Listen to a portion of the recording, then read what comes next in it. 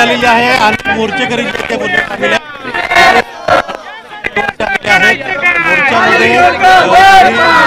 बटकी घेतलेली आहे आणि इथे तरुणी लागलेला आहे एका व्यक्तीनं त्यांचं नेमकं म्हणणं काय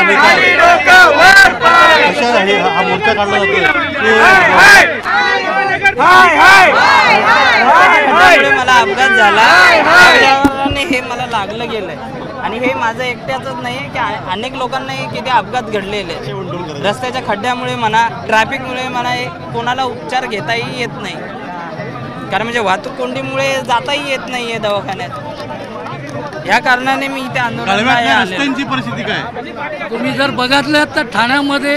रस्त्यात खड्डे का खड्ड्यात रस्ते आहेत हे माहीत नाही पडत। मागच्या वेळी आम्ही झेंडूबाम आंदोलन केलं होतं रस्त्यातून जेव्हा झेंडूबाम लावा तरीसुद्धा हे प्रशासन जागे झालेलं ना हे झोपी गेलेलं आणि लोकांवर जो अन्याय होतोय त्याच्यासाठी आज प्रतिकात्मक हे आंदोलन इथे मनसेच्या वतीने व शिवसेनेच्या वतीने करण्यात येत आहे।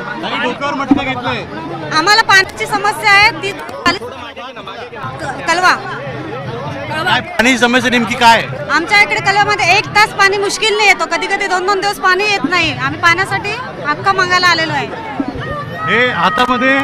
बटकी आहेत वरती फलक आहे आम्हाला आमच्या हक्काचं पाणी मिळालंच पाहिजे ठाणे मनपाचे धरण झालेच पाहिजे हा मुद्दा खरं तर मोठा आहे कारण का काळू धरण जे आहे ठाण्याकरता पाहिजे हे त्या धरणाचा मुद्दा गेली अनेक वर्ष गाजतोय कोट्यावधी रुपये जे आहेत या धरणाच्या पुनर्वसनामध्ये दिलेले आहेत लोकांचं पुनर्वसनाची प्रक्रिया सुरू झालेली आहे पण अद्याप धरण नाही आहे जोपर्यंत धरण पूर्ण होत नाही तोपर्यंत पाणी मिळत नाही ही खंत जी आहे ठाणेकरांची आणि ती या मोर्चे माध्यमातून दाखवलेली आहे इथे जर हा तरुण पाहिला डोक्याला पट्टी लावलेला आहे एक त्याने प्रतिकात्मक